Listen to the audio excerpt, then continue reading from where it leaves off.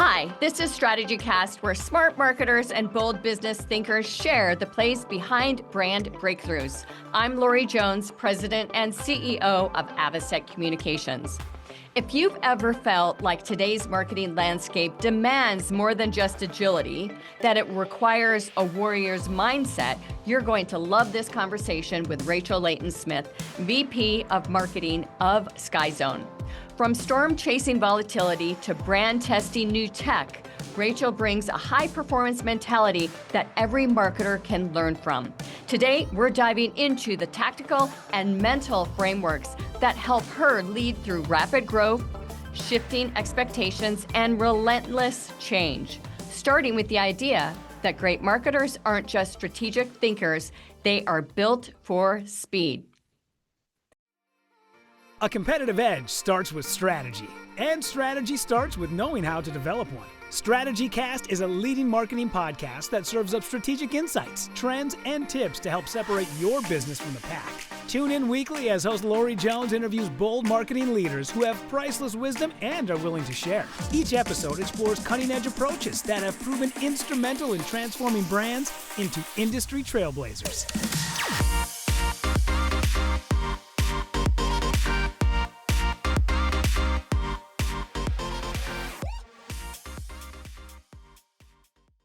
Welcome to the show, Rachel. Thank you so much for having me, Lori. It's so good to get to connect today. I'm so excited. We've been working on this show for quite a while, and I just love this mindset that you bring of true, first of all, need for speed, but the warrior mindset as well. Before we tell us a little bit more about your journey. So Rachel, and I'm so happy to be here, and thank you again for having me. I've been in lots of different types of roles and businesses over the years of my career. Started in hospitality, primarily restaurants. Did a short stint in retail, have done small business, medium size, and even large publicly traded. Now, of course, PE backed now at SkyZone, and just having a blast selling fun and joy and active lifestyle choices for kids. Yeah, I love that. And you give us your background. There's a lot of different industries here. How have those early roles really shaped your view on marketing leadership? Gosh, honestly, I think coming up in the restaurant space, it's a really tough environment.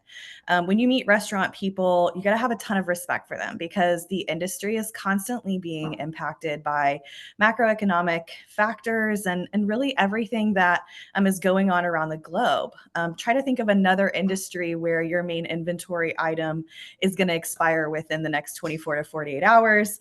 Add a very volatile labor component, and I think that just sort of catches a lot of people off guard. You know, a lot of folks retire and they say they want to buy a restaurant or a bar or something along those lines. But those of us who have been a part of running them know it's really a battleground for any and everything happening in the country and really in the world. Yeah. So when you're in that environment a lot, I think you have to become very adaptable. You have to really learn how to anticipate the curves. And when those curves are being thrown at you, you have to really be able to be stable while you respond. Because again, you have a whole team that is looking to you for all types of different things that they need personally in their lives, even just to perform their basic job tasks. Wow. So I think that, that really shaped my approach to it. I was so fortunate to work for a restaurateur very early in my career who had a servant's heart. And that was really at the basis of everything that he did. I think getting baptized in a very good, hospitable environment in the beginning of your career teaches you to care so much about people. And I was so fortunate to have that training early on. And I think that is echoed in the way that I lead today. Yeah, it definitely is. You've got such an incredible reputation in the market. Something I'm reflecting on my early years in business, and quite often I was, certainly one of the youngest people at the table, and I look young as well. Thank you, God. You do. Thank you, God. And I recall time periods, 25 years into my career, that I'd grab my dad and I'd say, I need some gray hair today in this meeting just for credibility. I'm like, you're coming with me. And he loved it, by the way. But you were, and a lot of women and men listening today are quite often very young, especially in a lot of marketing roles. How did that really shape your approach to that leadership and to communication that you just talked about? So, one part I left out about my background, I actually started very young in radio broadcasting. I was 16, and it was honestly at that time just deployed to get out of school half of the day. It was a vocational program, and Girl. I had an absolute blast. It turned out I was decently good at it. Won, a state championship in Indiana, and had an absolute blast in radio news. And I think that that really taught me how to become a good communicator and speak tactfully. But Wow. like anyone, I really had to learn some tough lessons being the youngest person in the room. I'm very passionate. People who work with me know that. I only have two speeds, it's 0 and 100. So as I was coming up, and particularly in some cases being the only female in the room, in almost every case being the youngest person in the room, it's really hard to find maturity that you just simply haven't achieved yet. So I think for me, one of my biggest pieces of finding my voice in that room is just learning when to listen, and how to build credibility outside of the room. If you don't have the credibility going into the room, it makes everything so much harder, even when you are right. So that's been a prime area of focus for me. I love that. And how did that lead to this warrior mindset um, that you've built that has really created a lot of success along the way? Honestly, I think the warrior mindset might have started much earlier in my life. Like when I look back, I grew up with a single mom, very poor. And the first part of my life, I was in the inner city. So, that's an environment specifically that can harden you, or it can train you. And I'm so fortunate that I was able to take something from it. I really feel like everything you get in life you can use in some other way, and I'm lucky that that training was something I could use in my career. I'm actually currently preparing to be a mother myself, and as I'm reflecting on Congratulations. Yeah. as I'm reflecting on the tools that, I want to impart on my daughter, I realize, you can only use the tools that you have to coach your own children. Right. So, my mom had to overcome a lot being a single mom. She grew up in the same environment, and I think that she really saw having children as an opportunity to train us into being warriors, with that mindset. And I don't know that that was always intentional, but I think instinctually she knew that the world was really never going to hand me anything. And so, because of that, just like battle, marketing is a challenge every day. I kind of fell into marketing, and I was very fortunate to be able to just be able to use that skill set in that way. And you have to constantly be scanning the battlefield so that you know how to develop what you need to beat your opponent. And the competition's always rising at you every single day. So, in a very, very crazy landscape of like what we have today with technology ever changing, all of those pieces, I think you've got to really stay hungry and adaptable. And growing up in a tough environment requires that of you as well. So I kind of have my mom to thank for that. Well, I love that story, and thank you so much for sharing it with us today. Let's dive a little bit deeper into some of that warrior mindset. And you've described marketers as storm chasers. What does that metaphor mean to you? Storm chasers, and this might be partially imparted on me in my childhood of watching the movie Twisters. That was like one of my favorite movies. I grew up in the Midwest, so I always thought they were so cool. But storm chasers are actively seeking out a severe environment. A lot of times it's a tornado or something along the lines of that. But thankfully for marketers, we aren't trying to predict real life outcomes of tornadoes. But as the primary sales and revenue drivers in business, we really do have to be watching the horizon at all times. And a lot of times we're running in when everyone's running out. So that's got to be something that you like, something that you're used to, and something that you're adaptable for if you want a career in marketing. And it's really important to anticipate those storms so you're not surprised by them. I mean, it's not always a fine science like storm chasing can be, but knowing how to move or what your first move is going to be when you see and encounter the storm, I think that makes really great marketers. And also being able to just get through it with strong instincts. Once you've seen a few storms, you can anticipate how they're going to respond. If you've been doing marketing for a while now, we've seen a couple recessions. Now we have a global pandemic under our belt, and we have a lot of tools now that we can call on in tough times. And so I kind of equate that to storm chasing because you sort of develop a model and you learn how to work that model as you go. I love it. We've got 3 interns, that started with us yesterday, and That's we awesome. yeah, it's fun. We were all, we had a daily huddle at the end of the day, And we were asking the question, what did you think of day one? And every single one of them mentioned in a different way how fast-paced the environment was, which I don't think a lot of people realize. Or if it's not fast-paced, they're probably not doing enough to really move the needle. So I love that so much. This we do find ourselves, however, chasing squirrels on time to time, and these very, very chaotic environments that we work in.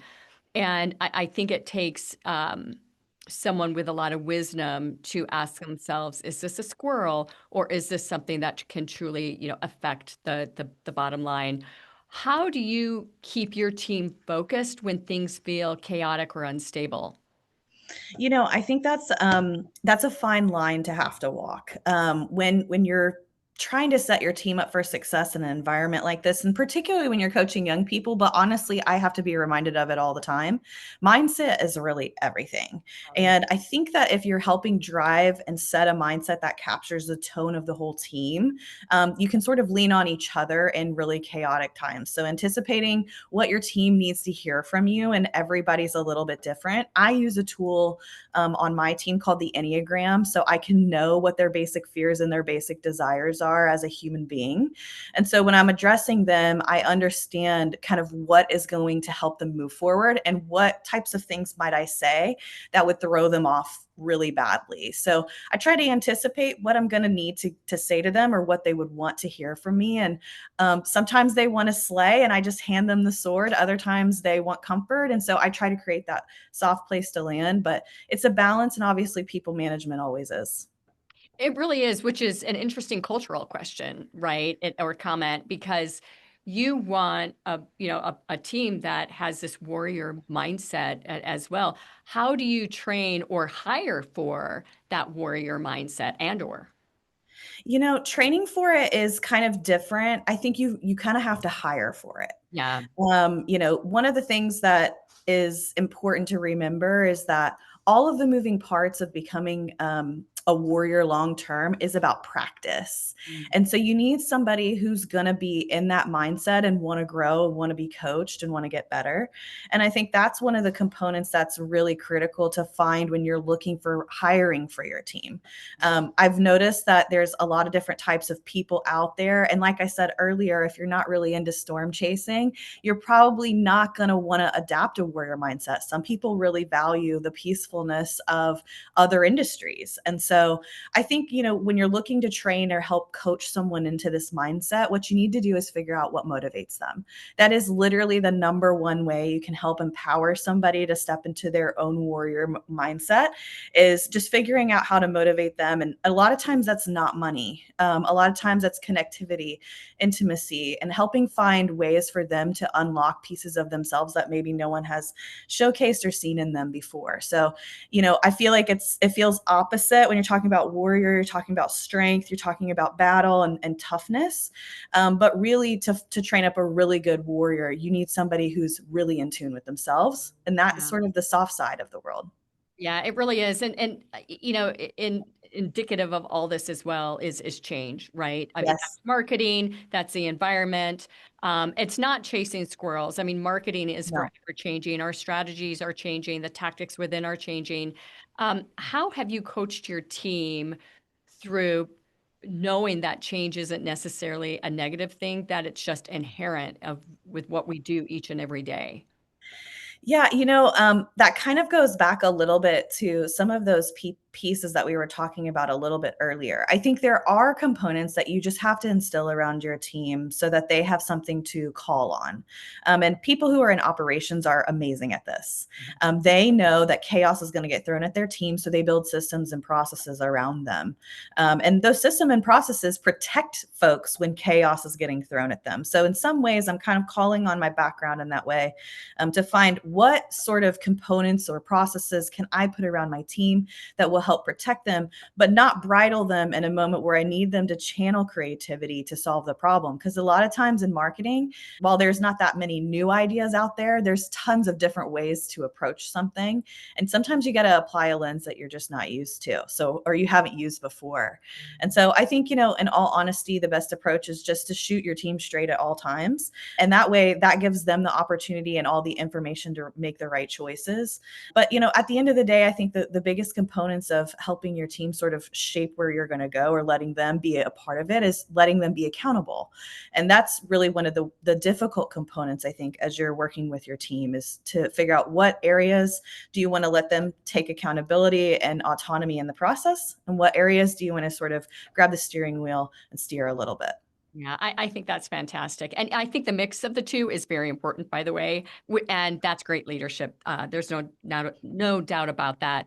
So we've talked a lot about mindset. I'd like to shift a little bit about really the strategy, that mindset that really leads strategies into tactics. Um, Sure. and really, the pressure cooker that we're under throughout Mhm. it all. I love these. You have 5 daily prompts, 5 questions that you ask yourself each day to really help the team Yep. stay focused. So I'm going to just walk you through each of these questions, and I'd love to hear your insights and response. So the first question you ask yourself is, what changed today? Yeah, when I wake up, I spend a lot of time just sort of processing media to figure out what happened in the last 24 hours. That's everything from internally, what's going on with our sales, to externally. I'm watching, CNBC in the mornings. I'm trying to see what's happening in the landscape, the stock market. I'm very fortunate to live in Central Time, so by the time I wake up, the stock market's kind of going and getting off to a good start. So there's a lot you can discern from the way that business leaders are talking about what's going on in their world. And so being able to anticipate that, some of the big announcements get made in those forums, and knowing kind of how those big announcements are going to impact the business world, that's going to give you the opportunity to figure out what's happening. So earlier in 2025, we started to see a lot of shifts happening with the consumer. We were hearing a lot about the consumer sentiment change. We were hearing a ton about the retraction in the market. We were seeing a lot of earnings reports coming out really tight on sales. So that was a really key indicator at that time of the year. We're going to have to make a change, and we need to know right now, what decisions do we want to make? And so I think asking yourself that question daily, weekly, monthly, and not taking too much stock in looking behind, but look for the developing trends, so that way you kind of know what your next move is going to be. Yeah, I love that. And you know what? I think it's very, very important to be in the know. And bringing these insights, questions, concerns to your CEO and your C-suite lets them know that you're in the know. It's Yes. very, very important. Question number 2, where is the pressure point? Yeah, so this was sort of developed, I think, out of just the constant struggle of marketing. At any given time, there is a big opportunity or threat that's sort of impending in the marketing world. A lot of times, the pressure point could be something that's either about to break or it's coming to a head. This could be a piece of technology. This could be a situation at the local level, at a location.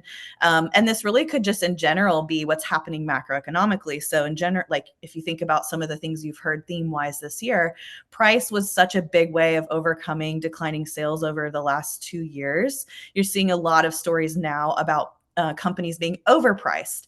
So if Yep. that's a pressure point, that's something you need to take a look at and make those adjustments to. And that's a threat to your business that you need to be thinking about. I think, understanding where your pressure points lie at any given time, you probably have 5 or 10 of them applying pressure to your business. But knowing where they are and deciding if you need to address one of those or 2 of those today, this week, this month, that's going to set you up for success. I love that. And again, I think it's one of those situations where we are a very, very competitive firm. We're very competitive on behalf of our clientele. And knowing we've got a competitive intercept strategy that allows us to take a look at some of those flags that might be inbound insights regarding the competition that we can capitalize on very, very quickly. And I think that's one area that a lot of people lose sight of.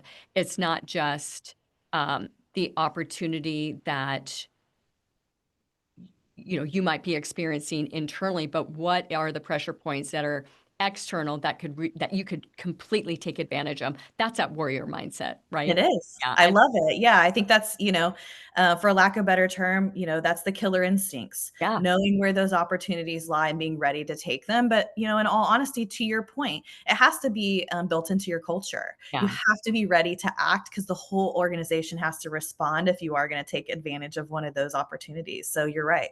I love it. Question number 3, are we moving the needle? Probably one of the more important questions of all. Yeah, yeah. Marketing is a world where you're judged on, same store sales on a regular basis, and driving revenue. And, any marketer takes those both really seriously. So it's important to always be looking at the scoreboard. And it's hard not to obsess over it in tough times. And, even in the best times, I think the other orgs in the organization kind of take credit for things being up. But I think, one of the things that's important is in a good environment with really good marketer, you're battle testing a lot of your theories, your ideas, you're coming up with new things, you're revisiting old things. But it's most important to know if they're actually moving the needle, because a lot of times those things can be a huge waste of time. Yeah. Learning how to best set yourself up for a test is also really important. I'm so fortunate to work with an awesome head of analytics at SkyZone, and he goes through and looks at lots of different details and data points when we're assigning a test to a section of parks. We always have a control section as well, and that helps us decide if really what we're doing is a great idea or if it's simply just minutia and busy work that we've set on the team. So at any given time, we have, probably 10 to 20 tests live just in general to drive revenue. And I think that making sure that those are actually delivering on what you had hoped they would is a really hard thing to look at. Sometimes you place some bets on some really cool ideas that you were super proud of and they just don't pan out. And then in other times you revisit something that maybe felt like table stakes from a few years back, and it helps, drive the needle back the right direction. So I think taking stock is just as important as anticipating the landscape. Well, and timing is the important thing there, right? I mean, something that uh, doesn't work today may work in the future. I think because we've got that curiosity, time, testing mindset, a lot of times we're testing things that the market's just not ready for. Yeah. Um, and it takes so much money to get them ready for it that we've Yes. got to abandon it and just, Yes. go back. I love that. Question 4, what's breaking or about to break? Yeah. So I think I've experienced this a lot in my career, and I've been lucky and very fortunate to see things coming to a catalyst. I've been a part of them when they've broken, and I've been a part of the solution to remedy them. A lot of times when you're in a high growth environment, which seems to be the ones I seek out, Lori, you are going to break things. And so the speed with which you're operating will break things, and how you're going about the growth can also break things. It's important to know what things you're going to break, Right. because there are some concepts in life where breaking something actually makes it stronger. And then there's eventually a pressure point that arrives that you've broken it too many times and it just can't be repaired. So I think knowing which ones are out there that are about to break, or currently breaking, and making sure that you're level setting with the team. As long as everyone knows, hey, this log is going to break in 12 months. Everyone's aware of it. Everyone's planning for it. We have the life vest. We're going to jump off the log right before it breaks. And here's our plan for right after. That's different than we're standing on the log and we're sawing it off of the tree right now. We're on it. So I think knowing and having instincts about what's going on and making sure the team is all on board is super important. If you're anticipating something is fractured, it's important to level set culturally with your team as well, because otherwise they think that either you don't know or you're ignoring it. And for good culture, you can't ignore really tough problems. Yeah, I love all of those insights. They're fabulous. Question number 5, who needs to hear from us today? This is probably the one that I suffer from the worst. Like I said, I'm always in these high growth environments and things are moving really fast. I think my leadership style has a very high tempo that's set with it. And I've gotten burned time and time again by not being a great communicator about all the moving parts in the plan. Right. So this sort of goes back to when you and I were talking about what is it that gets you inside of that room when you're the youngest exec in the room and that sort of thing, and building that credibility outside of the room. If you aren't making sure you're making those touch points with who needs to hear from you today, you're really selling yourself short in all of your ideas. Yeah. You need to be calling up your peers, your stakeholders, the folks who are going to be impacted by your decisions, and at least socializing the ideas that you're sort of putting forth. And I will say this is the biggest struggle. I would be a huge hypocrite if I said I was great at this. It's something I strive for every single week and every single month, especially in a fully remote environment like Sky Zone. So it's constantly a struggle, but it's so important to be elevating the plan so everyone can see it, they're bought into it, and they're not sabotaging it. I mean, it helps us stay sharp, right? Yes. And it also helps us learn in real time. And speaking about that, do you have any followers or any leaders that you follow rather, that really help inspire you to have the drive, the leadership, and learn from on a day-to-day basis? Yeah, so Bob Iger from Disney, I read the Ride of a Lifetime book, and I was forever changed. And there's honestly tons of great business books out there. I think Shoe Dog is a great one to inspire you as well. But when I look at the landscape and try to find leaders who specifically are either in like industries of mine, or they're in rapid growth or rapid turnaround environments like I tend to seek out, I'm a huge fan of Brian Niccol. I think most people are. He was the catalyst behind driving a lot of Chipotle's success. And now he's at Starbucks driving a reform project. And I think we're all watching it in real time, watching history. So I tend to seek out, folks in leadership, like who have some component of excellence, that they work methodically. Because I do feel like really good leaders are steadfast and they continue to work the plan even when everyone else is panicking.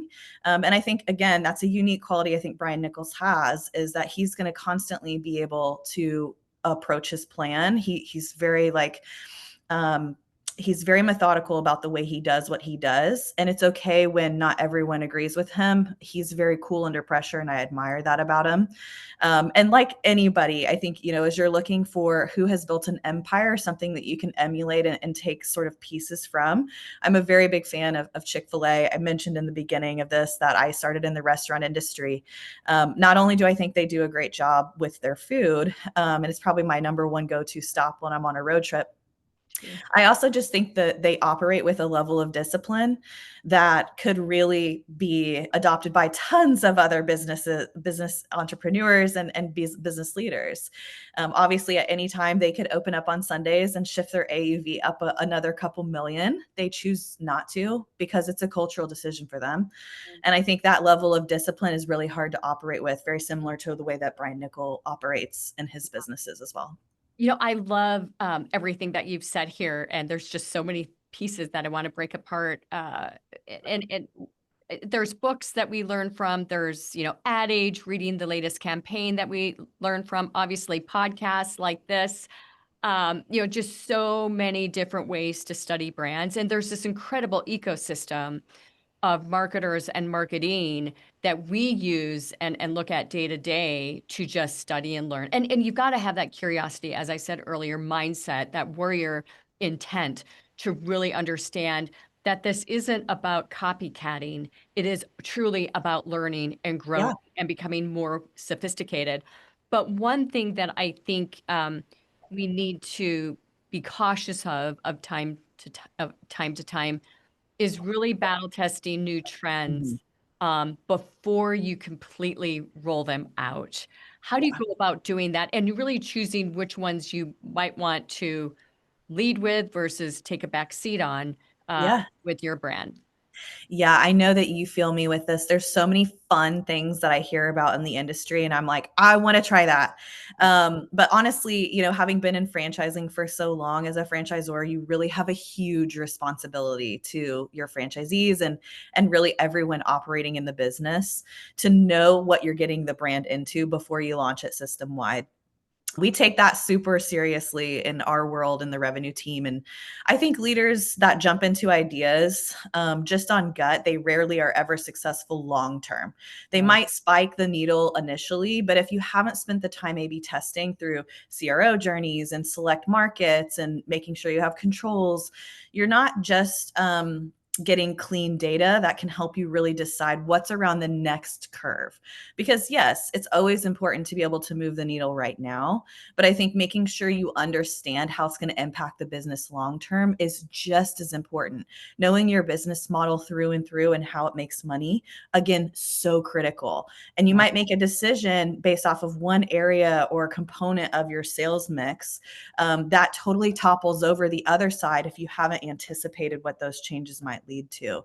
So obviously, speed is important, intent is important, but making sure that you are again steadfast in what you're doing and keeping your eyes on the prize are so important. An example, we use an AI platform for testing ad creative, and we're still learning a lot about it. The initial insights that came back were very different than what we were used to seeing. And honestly, they didn't necessarily line up with what we saw performance wise in our paid campaigns. So we could have gone all in on those insights, but we chose to challenge them and challenge the machine. And instead of just going broad and going big and going all in, we stayed and paused. We asked for more learnings. And I think that that's made both the AI model better and our creative better at the same time. What is the platform that you're using?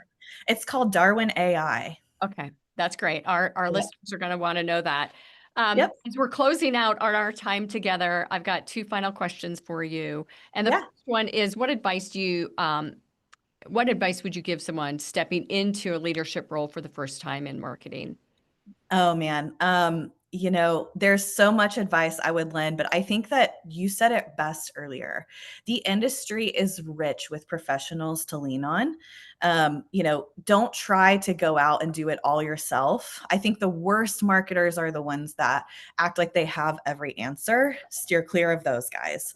The Right. real leaders are out there saying, I don't know, but I will find out, or I'm determined to. And I think that we're smarter as a collective. It's hard to remember that because, like you said, we're in a very competitive space. We're all fighting for eyeballs and clicks, and everything is changing around us. But I think there's enough room for everyone. You can learn something from anyone. Yeah, I agree. And so, like, we haven't learned enough from you today. I'm going to ask you one final question about a Better At series that we launched at the beginning of the year. And this series is really to help marketers sharpen their everyday skills that make a big difference. Things like listening, collaborating, prioritizing, communicating, having that warrior mindset, whatever it might be. What's one thing that you've learned to be better at that's made a measurable difference in how you lead work and really show up in your role each and every day? I alluded to it earlier, and I think probably feels cliche to mention it, but it's listening. Yeah, The power of listening is so underrated, but it is so hard to do. it is. If you think about it, you're a lot of times in marketing, we're listening to wait to speak. And especially in environments where we feel like someone's challenging what we're doing, and it takes a lot of putting down the ego to be able to stop and actually absorb what you're hearing. And honestly, it makes you so much smarter in your response because you're processing what the person's actually saying instead of waiting with what you want to say. So when you study your emotions and you listen to others, you can find common ground. And I think that that's really a big advantage in the competitive space. The small tweaks that need to be adjusted start to become a lot more clear. And I'm striving to do this all the time and do it better. I realize that listening really is the key to success, regardless of your industry. And as you become a new mom, you'll find that even more important. You can remind me of that, Lori, in a couple months. I will have you on next year. And Yes. once the baby comes your way, and yeah, Yep. although it gets harder as they get older, there's no That's what I've heard. doubt. That's what I've heard. I'm prepared. The warrior mindset will stay intact. There's no doubt about it. You're going to be a great, great mom. Thank That's you, fun. Lori. Rachel, it's been such a pleasure chatting with you today. What is the best way for our audience to get in contact with you? I would love for folks to hit me up on LinkedIn, Rachel Layton Smith on there. Pretty easy to find me. I'm pretty active on there, and I try to, connect with lots of different marketers. I love a good virtual coffee to just chat about what's happening and what's going on. And I try to get to some industry conferences and conventions throughout the year as well. Obviously, I'm going to be sitting out a couple here for a little bit, but those are also great places to find me. Well, you're the best. And if you'd like to get a hold of me, you can email me, Lori, Lori, at avasecommunications.com. Rachel, thank you so much for your appearance on StrategyCast. Thank you, Lori. It was so good to be here. That's a wrap. Thanks for joining us on today's show. We hope your strategic brains are spinning with new ideas and bold inspiration that will elevate your strategies and marketing know-how.